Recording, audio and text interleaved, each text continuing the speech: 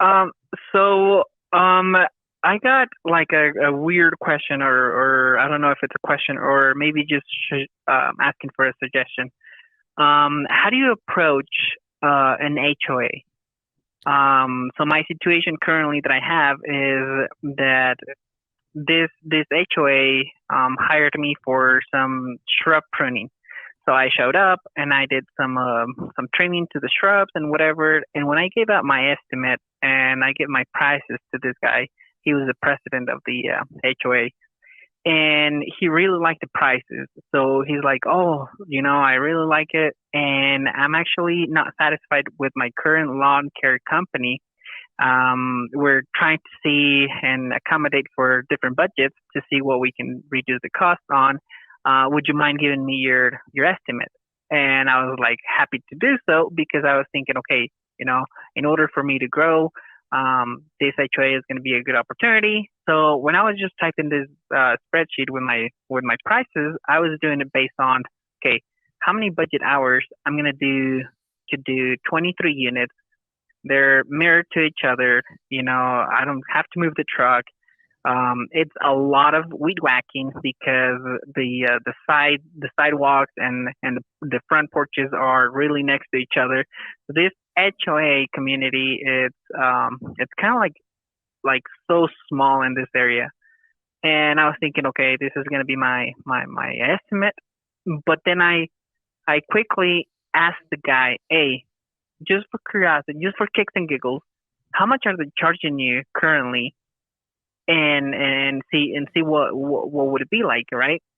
I was not hoping for him to give me the numbers because I was like, okay, what if he lowballs that number and now I don't know, it's kind of like that kind of situation. So he did came back and said, you know what, this is the budget that we're looking for 2023, and the price that I was giving him, it was like a third of it of what he's currently paying for.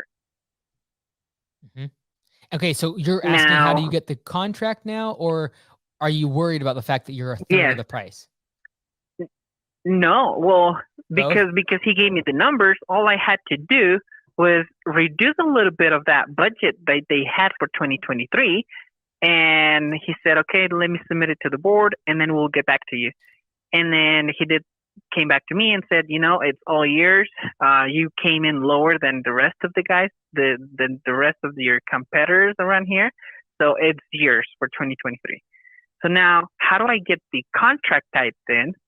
How do I, do I ask an advance for it? I mean, what I was estimating was a third of the cost, but I had to go way above that because I only knock off a few hundred of the prices that they had.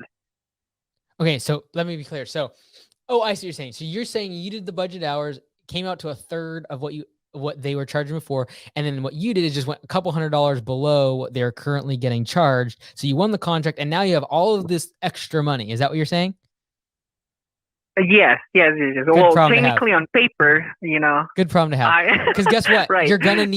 gonna need the time. How many lawns do you currently do? 19. Yeah. So you're doubling the size of your business, right? And so by having 23 more lawns, you're gonna find that you underbid that job. I can guarantee it. 100%. I would bet my life on it. So don't worry about that right now. You did the budget hours correctly in terms of budgeting, creating the estimate based on budget hours, but you are 100% underestimating those budget hours, and that's fine because we like what I was glad you said is you just went below what theirs was. I'm glad you didn't go for a third. Okay, so that's a good problem to have for now. Set it up with the budget hours that you previously thought.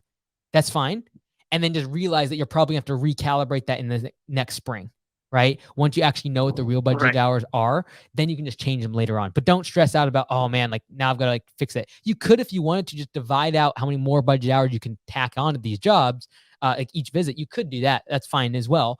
But I wouldn't stress about it at your current size because you're not. It's not like you're doing P for P where this is going to affect the guy's pay. If it was affecting the guy's pay on P for P, I would definitely take whatever the extra amount was, divide it out by your hourly rate. Okay, that's the amount of budget hours I have extra. Split it up across all the visits and give more extra so the guys have the money and the budget hours are accurate. But at your size, roll with the punches. I think it'll be a good experience for you, and just realize that you're probably going to have to recalibrate budgeted hours in spring. So like as far as the contract goes, how do you structure a contract with an HOA? Yep. So which software do you use? None. Okay. So what I would do, if you're not going to use software, you're going to charge them a monthly amount every single month. I would highly recommend using something you go free, like Yardbook or Lawn Pro is cheap to get started. So you can send them an invoice every single month. And Just for that? Oh, okay. Yeah, I would send them a I monthly thought for like invoice. A software for. Yeah, like a CRM. Yep. Okay. Yeah, that's I use Wave. Okay. Wave Yep. Perfect. Wave app. Yep, absolutely. Yep, I've used them before. So, what you can do is just invoice them every single month. This is going to same amount every single month. But then on your end, in terms of budgeted hours, that's going to be per visit, and that doesn't change, right? Like that doesn't matter. That they don't have to see that side, but just invoice them at the end of every single month. Right. And then as far as and then prior to that, then I got the snow removal for that property as well. I did send out a contract. I typed in a really easy contract, copy and paste, just basically saying my company is going to be liable for whatever damages they do to the cars or whatever.